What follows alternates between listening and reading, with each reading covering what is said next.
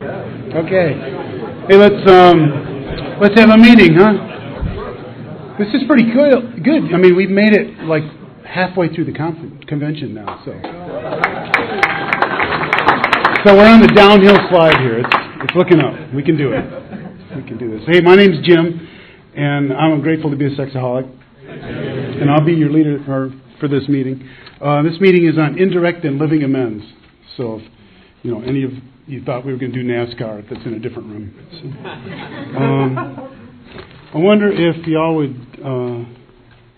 join me in a moment of silence followed by a serenity prayer.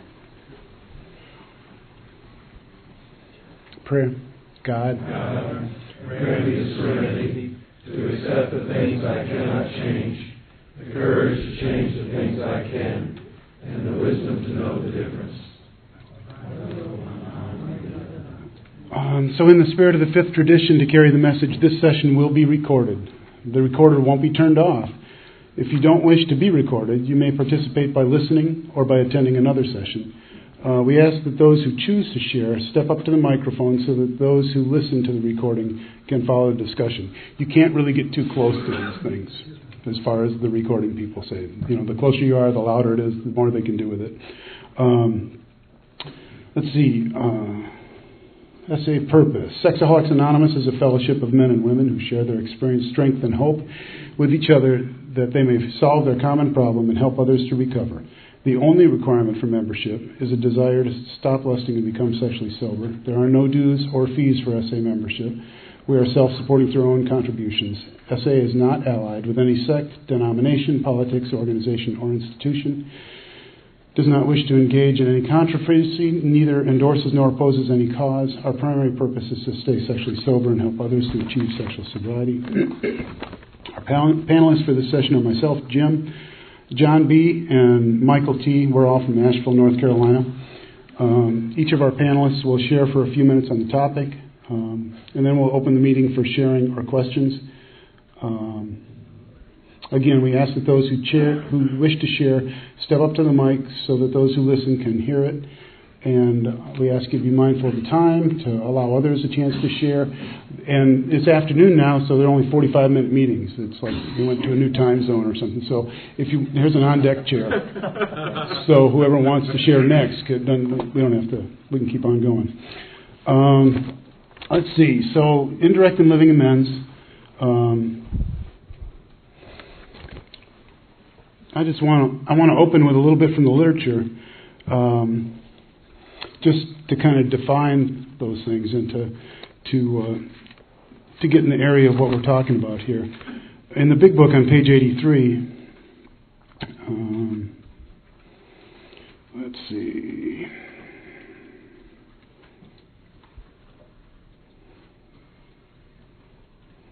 I can't find what I was talking about. That's okay. We'll move on. Step into action, page 25. It says, when we could not contact people, or if by doing so we risked harming them or others, we made indirect amends. These usually consisted of taking positive action related to the harm we'd done, while not directly involving the one we had harmed. Then a few pages later it says, in some cases we made direct amends. This category includes people we can't find, people we harmed who are anonymous, people we can't contact because they or someone else would be injured by that action, and people who've died. There are many ways to make indirect amends. For example, we can do community service for and or make anonymous donations to organizations that help people harmed in ways similar to the harm we've done. Or we can perform some service anonymously in an area of our community where we used to act out. It's important here that our amends be appropriate to the damage we caused. A one-time contribution might not be sufficient for years of abuse. We ask our higher power, our sponsor, and others for help in deciding how to make indirect amends appropriate to the person and the injury. My own experience, one of the indirect amends I made was to my father. My perception was I was abused as a child, and I don't know if that's true or not, but that was how I saw it. And I was really angry and resentful at my dad until I got into recovery when I was 47, and I'd pretty much blamed him constantly to myself and also to anybody else that would listen for all the problems in my life. And when I got into recovery and started doing a fourth step, and resentments, and then this was a big one. This was like the one that I really couldn't let go of. Sort of like the 551 and 552, the lady that in the big book, the lady that she had one resentment that didn't respond to the treatment, as it said, and that was true for me. And when I sat down to do my 8th and 9th step, and my sponsor told me to write a letter. My dad, when I got into recovery, my dad had been dead for 13 years, and that really didn't matter, whether he was alive or dead. He was the one. And I started writing my 8th step, and I tried to write a letter to this guy, and I would, it would always start out, "Dear Dad, I'm writing you now to, talk about the harm I've done and to apologize and to own my," and within a sentence or two, it would be "you SOB." I just could not go there. And I tried over and over and over again. I kept praying about it. I called my sponsor and talked to him, and back and forth, and he was real supportive and directive, just keep trying. And I don't know whether it was the 15th draft or what, but it was somewhere up in there when it finally started happening. And I finally, God helped me see that. I could never really see that I'd made any mistakes in this relationship. I was just a little kid. What could be the problem that I'd caused? And I began to see that, if nothing else, I'd carried a resentment for 30, 40 years. And that was, part of my part. Another part, and as I began to see that, I began to see other things. I began to see that I was overly fragile and hypersensitive in that relationship, and that I was manipulative too. I could see my mom getting sympathetic to me, so I'd create chaos in their marriage by getting her pissed at him. And it was just, I began, even as a little kid, to create problems, to be manipulative, and to cause harm. So anyway, eventually this letter started coming out, and I began to be able to own my stuff. Well, he's been dead for a long time, so I didn't really know what to do with that. And I was directed to go to his grave and read the letter to him. And in addition, I was directed to pray about and to start getting some understanding about what I could do besides that in order to make up for this in my own mind. Because once I began to see my problem, then it started just accumulating onto the shame and guilt of me, And that's where 8 and 9 is coming from, is to start clearing that stuff out. So in addition to going to his grave and reading that letter, which was a really moving and profound experience for me, to hang out in the rain, and cold of the cemetery and stand there by myself and read and cry, and it was good. In addition to that, I began to tell my kids positive stories about my dad. All I had ever told, pretty much, were negative stories about my dad. And it's surprising that when I started looking, there were all kinds of cool things to tell them about this guy. And even in my recovery, I've been able to share in pretty much detail about that problem and that relationship without putting him in a bad light, And that's part of my amends to him, and I notice it when I'm talking about it, and that's what makes a difference to me. It may not make any difference at all to him. I kind of like to think that it does, but it makes a huge difference to me. I began to try to have the kind of relationship with my siblings and my mother that I think he would like me to have with them. And with my kids too, the same kind of thing. Have the kind of relationships that their grandfather, if he'd ever known them, would want their father to have with them. And I stopped blaming and resenting him. That was really what I'd been doing. I spent a lot of time and energy doing that, and I stopped. And when I was tempted, when I'd go back to that old behavior pattern, I'd just remind myself that I'd been granted forgiveness, and that I didn't have to go there anymore, and that that I had a choice today.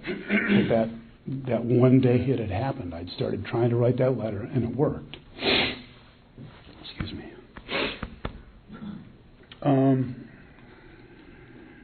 Let's see.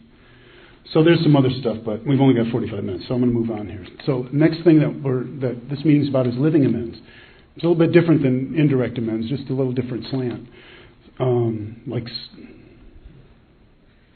same book, different chapter. In Step into Action, again on 25, it says, in all cases, we were able to make living amends. As the 12 and 12 tells us, we consider how, with our newfound knowledge of ourselves, we may develop the best possible relations with every human being we know. And then 10 pages later it says, an essential part of any amends is changing our behavior, what we call living amends. We go forward living a sober life and behaving well toward those who are in our life. We begin practicing a positive sobriety, taking the actions of love to improve our relations with others. We refrain from the behaviors that caused harm in the past. We take positive actions that we neglected to take, recognizing that if we'd done so before, we might not have needed to make amends. And the big book is instructive here, I think, because in the part of the big book that talks about 8 and 9, there are several little one-sentence instructions. On 78 it says, we stick to our own. If our manner is calm, frank, and open, we will be gratified with the result. 79 it says, we ask that we be given the strength and direction to do the right thing, no matter what the personal consequences. On 83, it says, we ask that our Creator show us the way of patience, tolerance, kindliness, and love. And a little further down, it says, we should be sensible, tactful, considerate, and humble, without being servile or scraping. Chances are, if I'd been able to follow those 4 sentences, those instructions, I'd never have to make any amends anyway. So, a lot of what living amends is turning it around and not being who I was. And really that's the definition of amends. If I amend a letter, I change it. If I amend my behavior, I change it. And, I've heard some people say that the only real amends is living amends. Because, there's kind of a common concept that amends means I apologize. And it's not true. I've been saying I'm sorry all my life, and it's true, I am a sorry SOB, but that's different. That's different than making amends. So how do I change it, in my marriage, I was a professional before, I had SA retirement put upon me. And my wife was always kind of, a support person. Now in our life, in recovery, her business is the primary one. I'm a support person. I do what I can to help. There are times when I actually take specific action in the interest of our relationship when it's totally unnecessary and even random. If I know she's struggling when she's out of town working and having a hard time, either with her health or just with her motivation or whatever, I'll just call her up. Tell her some jokes, tell her to have a good time. Don't worry about sales; it doesn't matter. Just have fun. Just because it's what I should have been doing all along. And I wasn't.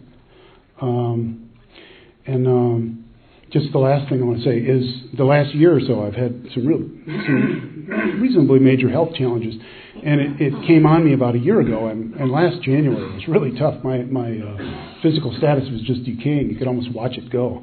And I've generally in my life been really vigorous, and here I am turning into, it's like a preview of when I'm going to be 80 with a walker. And it was weird because for about the first week of last January, over the first week or 10 days of this, I didn't really notice what was going on, not my illness, but my change in attitude. And about 7 or 10 days into it, I noticed that I was just on purpose, being silly, having fun, making light of things. It was like my body was going really bad, and my mind was going really good. And, frequently in the winter, I don't do very well. It's kind of dark, and I go with that. And last January, when I was getting really sick, I was having a lot of fun. We both work at home in separate places in the house, and I can't sit still very well, and so I'm always going in to visit her, and I'd pester her and say, how come you never visit me? And, there was just this silliness going on, and when I noticed it, because I think God was doing it, when I noticed it after a week or so, I thought, yeah, this is cool, let's go with it, and I never talked to her about it. Or specifically, but I just kept going with it and following that along, and it really had a positive result on our relationship. I mean, it was amazing how when I was putting just a lot of positive energy into it, we just actually she told me later on when I think I shared it in a meeting and she was there and she heard it and was like, whoa. She said that she really started getting worried at one point because the only time that she could remember me being that positive in the past was the 3 weeks before disclosure. So it was creating some anxiety for her. But, we were able to talk in that month about some really kind of tough issues, And they weren't really tough issues because it was like they were in the context of this comedy rather than in the context of the old drama. So anyway, Indirect and Living Amends. Thanks.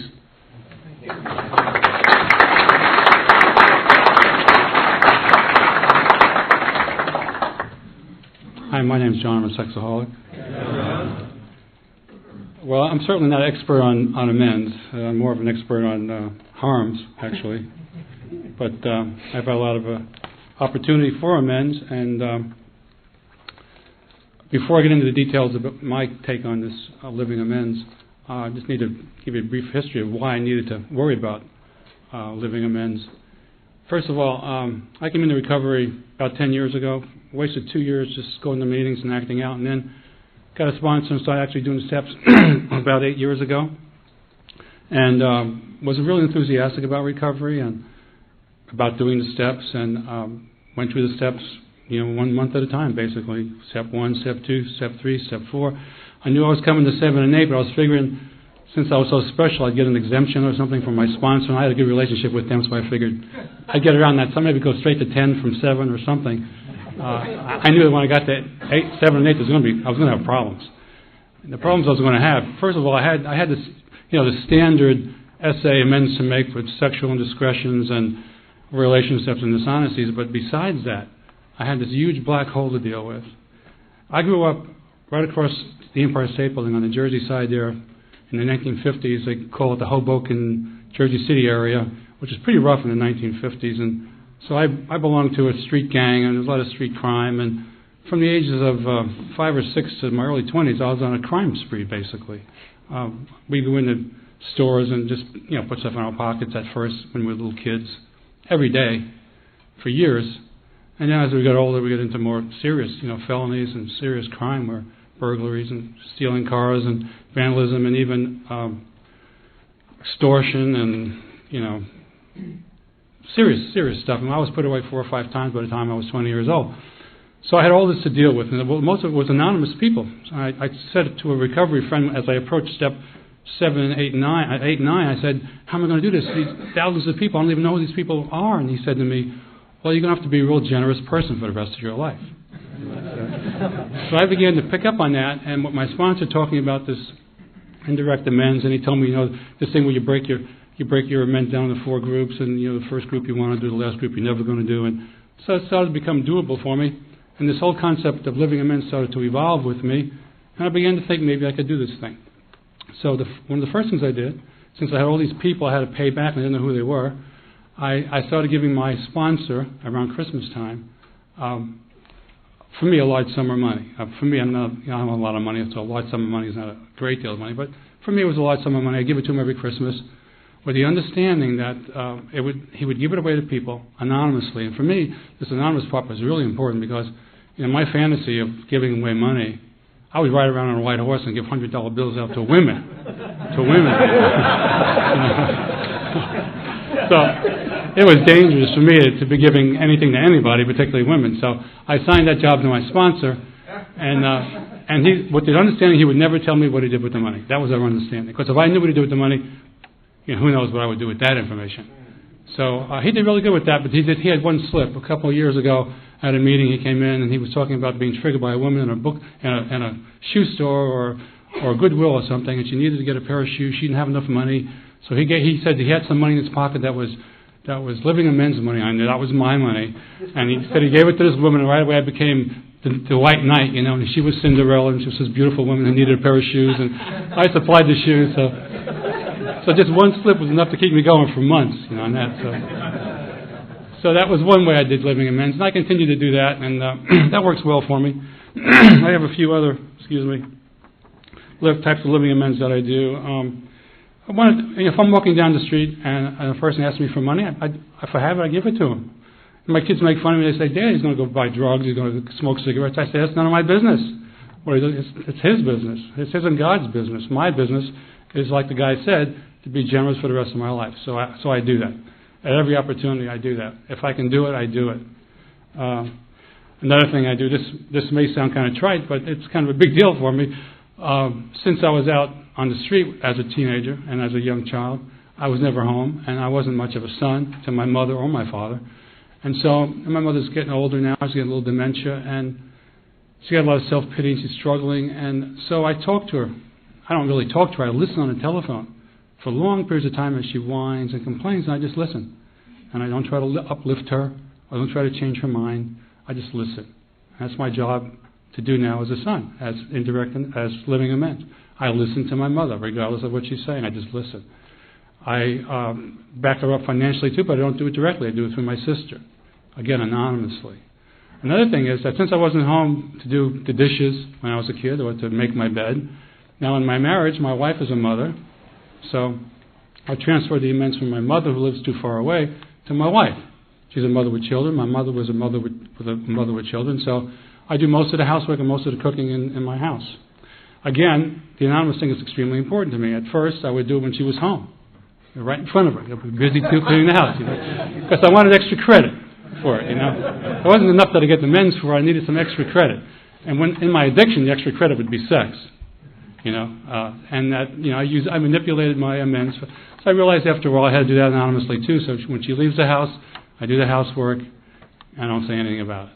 And she knows it's being done. The house is being cleaned, but no one ever says anything about it. And when I'm cooking, naturally I'm cooking. She knows I cook. But again, I try to keep it as anonymous as possible, because with my mind, I got to keep it anonymous. Another thing I do is my father, a lot like Jim. My father was the oldest son in a large Italian family, and the oldest son in a large Italian family is the godfather figure. And these guys get fear and respect mixed up a lot. They want what they call respect. What they really want is people to fear him. And my father was a tyrant in that respect. So my brothers and sisters didn't like him. My mother didn't like him. So he's been dead a long time now. When his name comes up around the family gathering, it's usually very negative. And so I do like Jim. I try to uplift the memory of my father by saying nice things about him, whatever I can find. But one thing I do anonymously is really neat. He was a Catholic. And the Catholics, since the Middle Ages, I've got this stuff that you do. You can pay money to get people moved out of one place into another, from purgatory to heaven or whatever. So you can buy people, some freedom. So Catholics still do that to some degree. It's not like it was in the Middle Ages by any regard. So hoping not offending anyone here. I'm sorry. But anyway, so I have a friend in New Jersey who I send money to, and on my father's birthday and on Father's Day, they go and do this thing where you light candles and you pay the church and you do the whole thing. But I don't tell my family I'm doing that, because again, it's anonymous. If I was to tell my family, then I'd be the guy that's taking care of my father, and the whole thing. I can't do that. So again, I try to keep it anonymous as possible. I try to be as generous as possible with friends and family. If we go out, I try to pay for the meals. My children and their friends, I take them out for dinner. I pay for the meals. So I'm the guy usually paying for things, because I owe a lot of people a lot of money. I don't know who these people are, so I'd be continually kind of. And what I find is, it's like giving is like receiving. It's like if I'm putting it out here, if for some reason it comes in here, and I never did wind up short of money as long as I'm using it to do Living Amends. So it works out really good. And then there's animals. I won't go into details, but I was really cruel to animals. If there was a cat with a tail and everybody was a tourist usually. So what I do is, and I also was involved in medical research, and where we use animals and cats and dogs for medical research. So one of the things I do is I do a lot of writing. I've written magazine articles about animal rights. Been involved with PETA, which is People for Ethical Treatment of Animals. I get involved with them.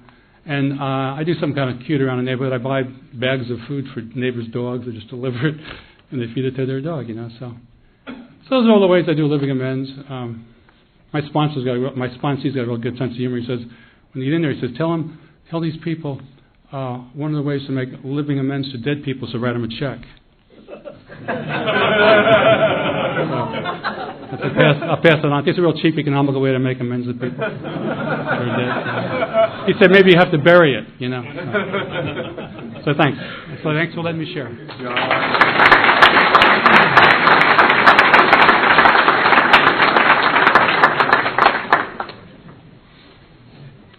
I'm Michael, and I'm a grateful, recovering sex addict and love addict. And I'm from Asheville, and my sponsor said to me, you could be on this panel over here. And when my sponsor speaks, he tells me he's God, so I said, all right, so here I am.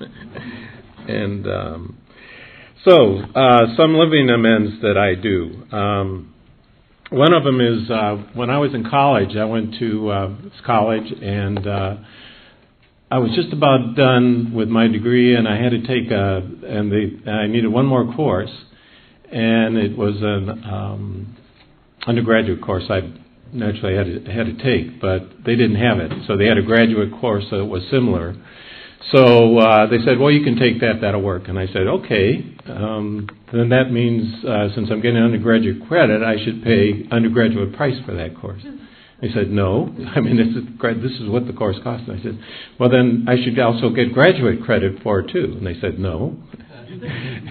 And being, about 20 years away from even knowing that I was a sex addict, this was back, I was 23 years old, I became very resentful about that. I said, fine, okay, that's the deal.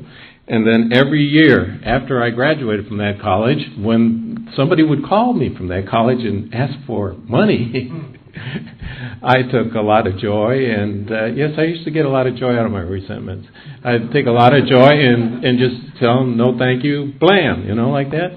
And I did that for year after year after year after year. Boy, I hate to say it, probably about 30 years, even after I got into recovery for about 8 or 9 years. I did that. And two things happened. My brother, who had graduated from the same college that I did, I told him the story, and he said, you mean you're still hanging on to that after 30 years? I mean, it was like maybe $5 or $10 or something like that. That's all it was. That's all it was. And I thought, oh, kind of like that. And so the next year rolls around, and somebody calls, and I think it was a junior or senior from the college, and they called, and I'm a hard-headed person. I'm not like y'all here, but so same deal, bang. 2-3 minutes later, she called me back.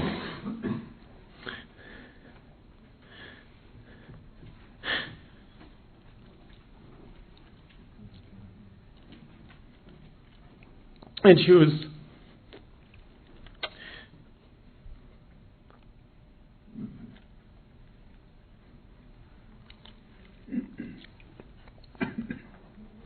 very nice about it, and I guess she had a certain amount of courage, or maybe there was an addict in her family or something. I don't know. And I don't even remember what she said. But from that year on, I give money to that college. Not a hell of a lot of money. They're not going to, there's not going to be an alumni building in my name or anything like that. But I give them money every year. This last year, not as much. Things are a little tight. But every year, I give them money. So I do that. That's a living amends. Here's the living amends. I'm still working on getting my amends right to my wife, and this is about my 4th time through the steps. I don't know how many times I've been doing it. And every time, I discover new things. Anyhow, this is amends to my wife. But this is part of it, and being in S-Anon and sort of knowing the deal, she gave me this article. It was Dear Abby or Dear or somebody or something like that. All right, there's this guy, and he writes, and he says, Dear, I'll say Abby, and I have this problem. I'm always faithful to my wife, but these women always keep flirting with me, and it just keeps happening over and over and over again. And, it really bothers me, and, what should I do about it? And so Abby says, Dear sir, if this is happening over and over and over again, you're putting out some signals there. It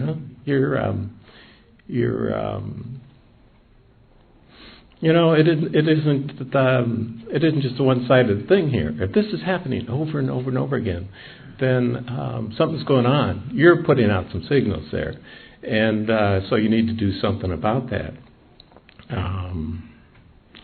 So she handed it to me, and I thought, geez, that's pretty good. That's me. Not you. That's me. Why are y'all so quiet? It's about me.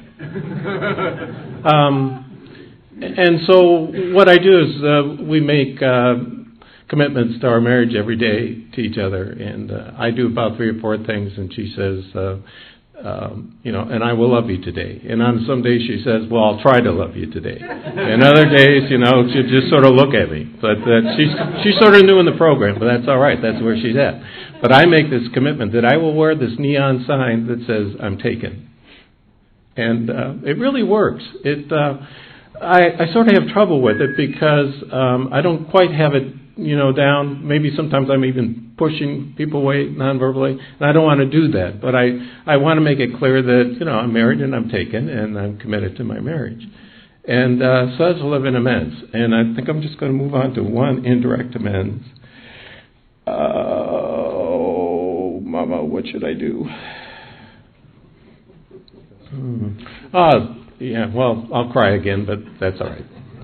Not a problem. I'm getting very used to it, actually. I was in a seminary for 3 years, and there was this one priest in the seminary that I just did not like. He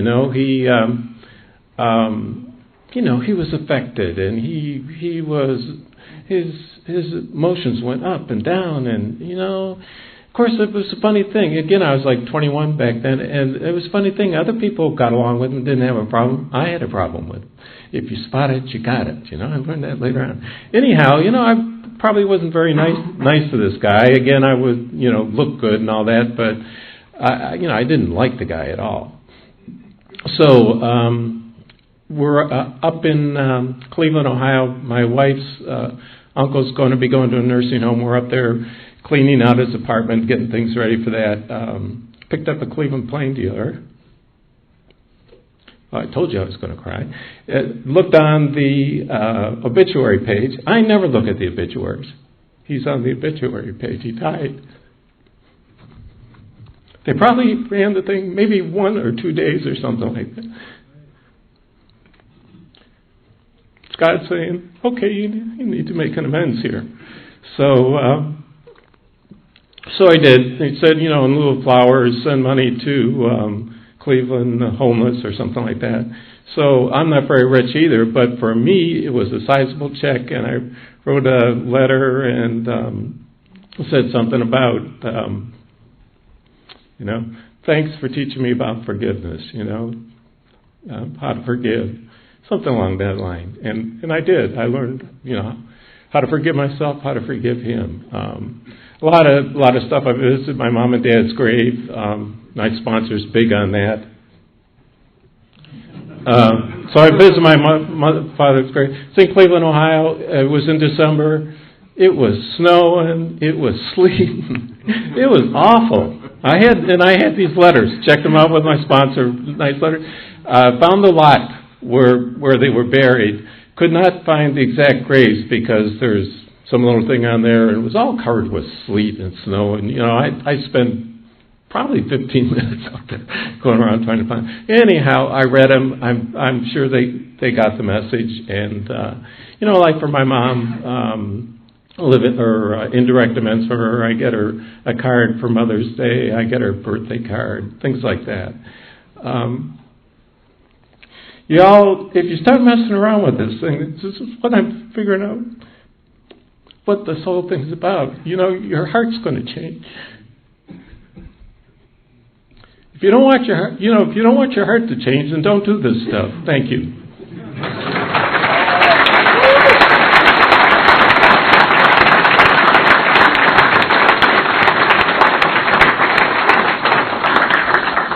Okay, we still got some time for other people to share, and just one caution, because the reason I'm leading this meeting is because my sponsor is on the conference committee, and he sent out an email to me and some other people and said, hey, if you got any other good topics that you want to hear at the meeting, I'm looking for topics. And so I sent in this one, because I love to hear when people do creative living and indirect amends. And he said, great, you can lead it. So be careful. But anyway, here's an on-deck circle, and here's a mic. Go for it.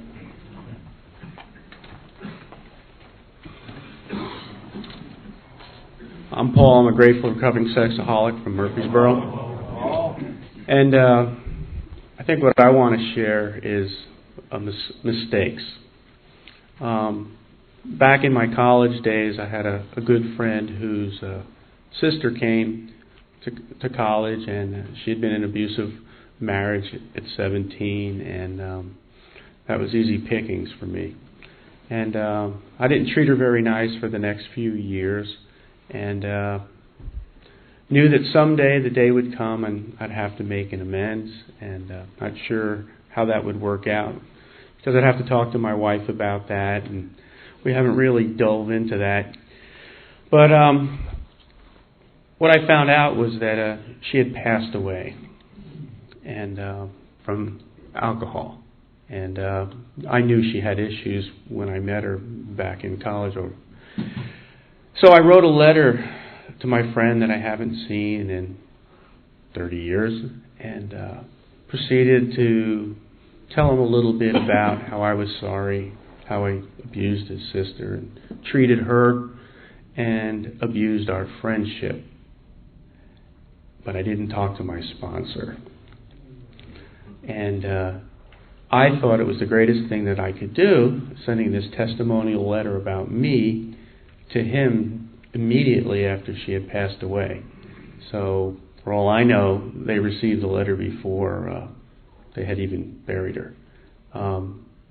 That was truly a huge mistake. And one of the things that I'm finally starting to learn is, as you walk through the path of amends, listen to your sponsor. Don't go ahead and self-sponsor yourself. And you might have to take it to the grand sponsor, because I was great at sabotaging my own life and everyone else's. So through this, I'm learning not to do that. Thanks. Thank you.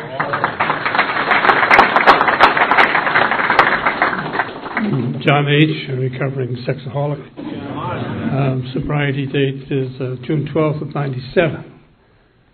With myself, with women that I did for 27 years. It's August 6th of 1991.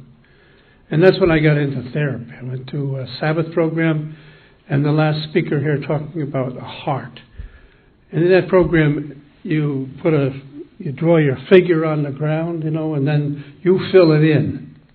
Someone draws a figure, and then you draw a picture of yourself. Well, I had a block of ice in my head, a block of ice in my heart, and a block of ice on my groin area. But it was weeping, which meant that something was going on. And I think I still have a frozen heart. But the program has really made me aware. And one of them is, I have a daughter that I have never admitted is my daughter. I saw the child for 10 years, but I never admitted out of fear.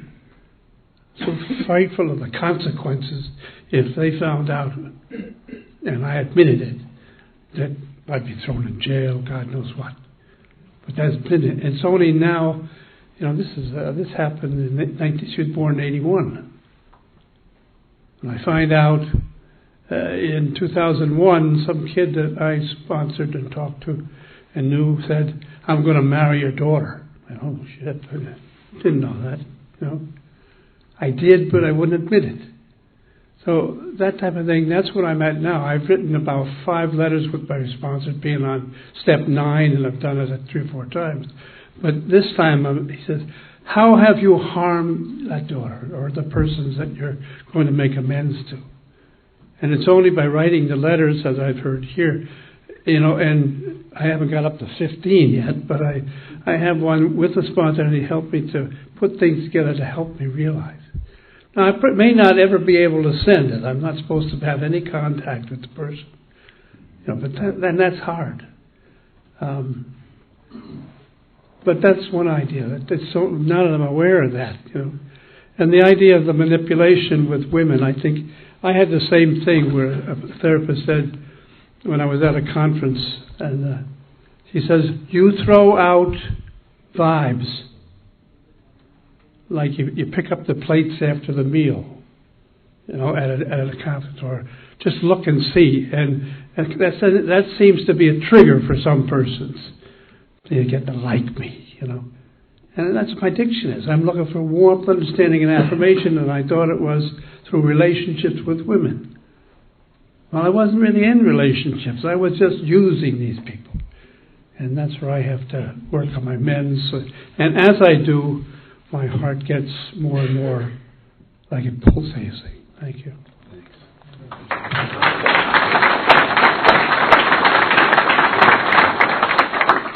My name's Mitch. I'm a sexaholic. I ditto and agree that this is the step where the heart changes. It's the step where the promises start to come true. And it took me such a long time to really give a good working of this step. And I wanted to report back. I actually gave a talk on this step in Nashville here about, 4 years ago or something.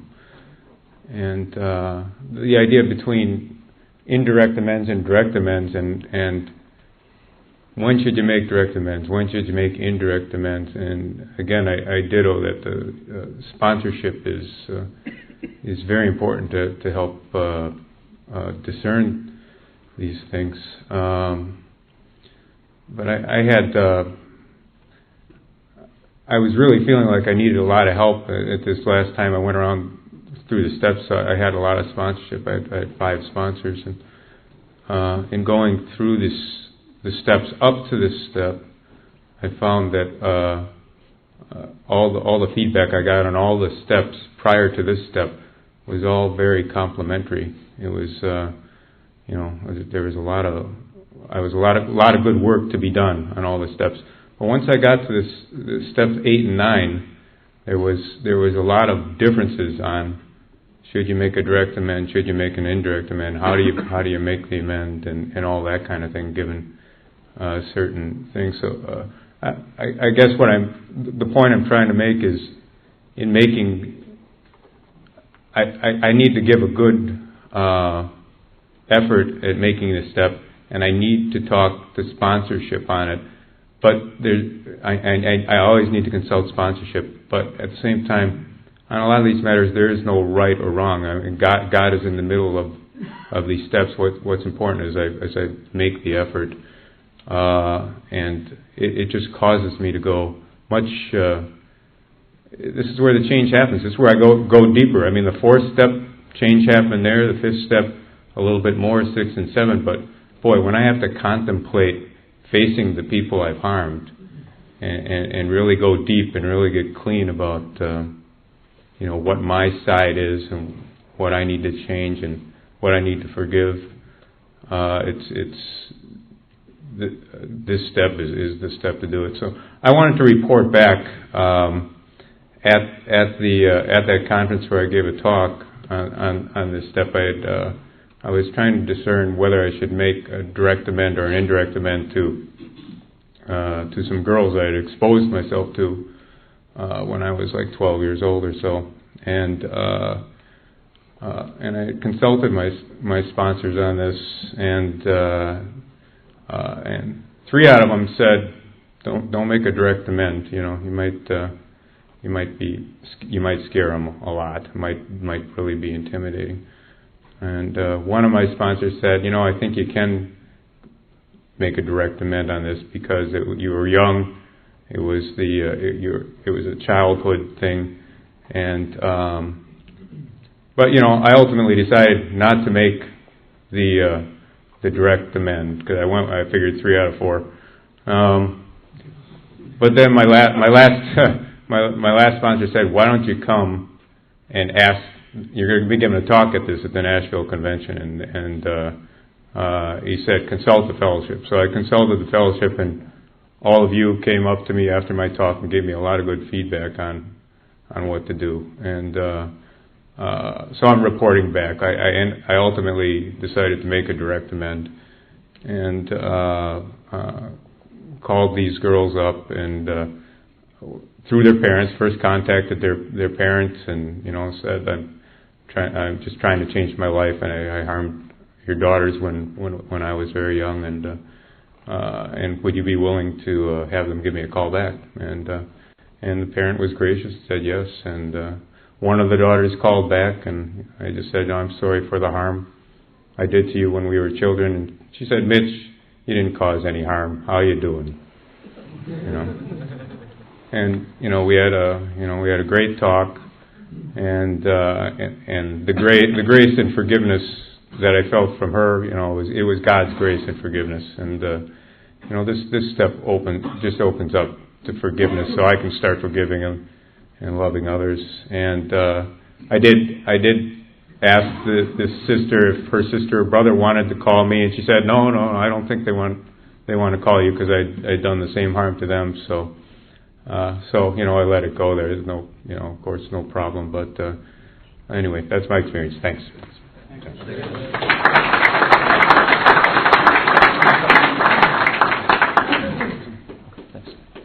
Hi, group. I'm John. I'm a sexaholic. Grateful to be here this afternoon. I need to qualify very briefly. I'm powerless over lust. My acting out has taken the form of compulsive masturbation using fantasy, euphoric recall, and internet pornography.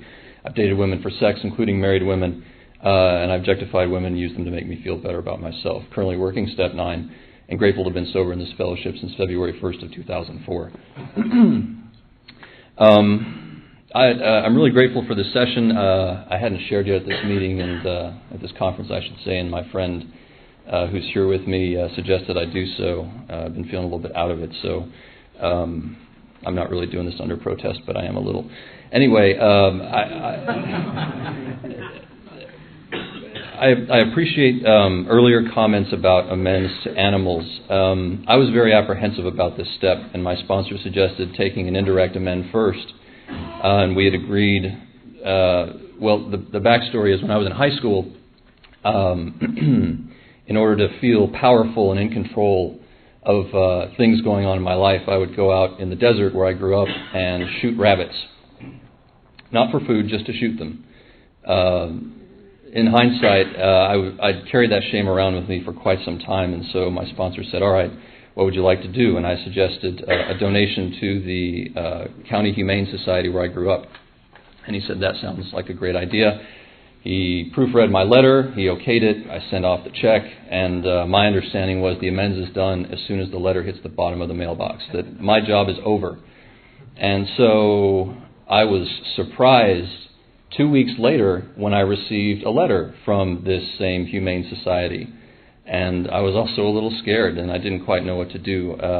So I prayed, I opened it up, and initially I thought they would use this check to buy office supplies or something they need, because I figured, well, they probably don't have a lot of stuff, and they have a desperate need in some way or another. They'll use it the best way they see fit. Well, I opened the letter, and it was a very gracious letter from the director of the Humane Society that said 2 things in particular. One was that they were going to use the funds, that was going to put the money into a fund that they use to treat animals whose illness or injuries are so severe, or they're just strays, and there's no money to pay for their care.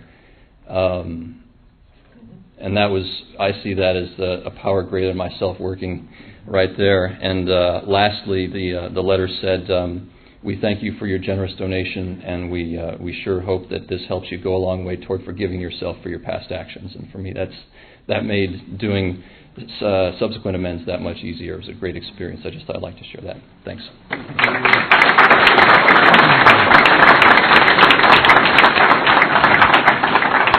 Thanks, everybody, for coming. We're out of time. Just to remind you that anything you've heard at this meeting is strictly the opinion of the individual participant. The principles of SA are found in our 12 steps and 12 traditions. So please grab somebody's hand. Let's close with the 3rd step prayer.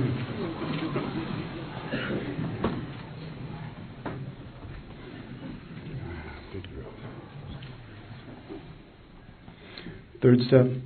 God, I offer myself to thee, to build with me, to do with me as thou wilt. Relieve me of the bondage of self, that I may better do thy will.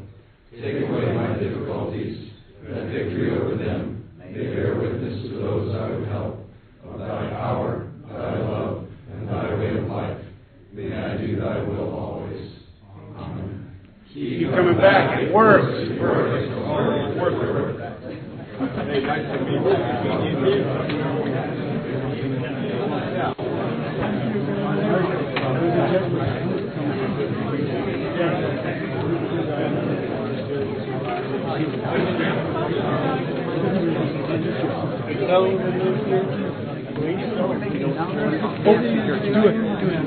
Could I have your attention before you take off?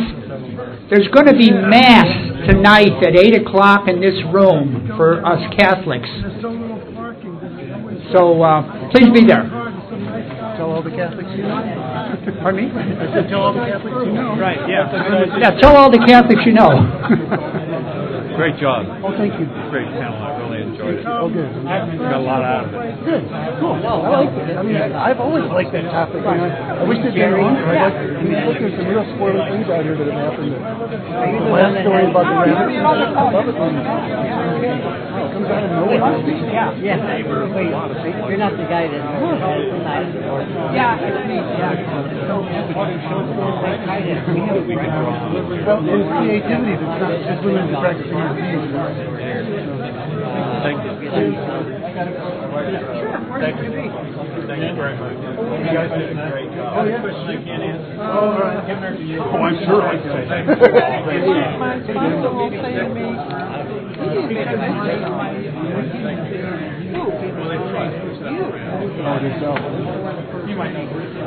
I don't understand that. I don't know how to do it. So therefore, how do you do it? I don't know what that means. Now, Alan and S-Anon are real big on it.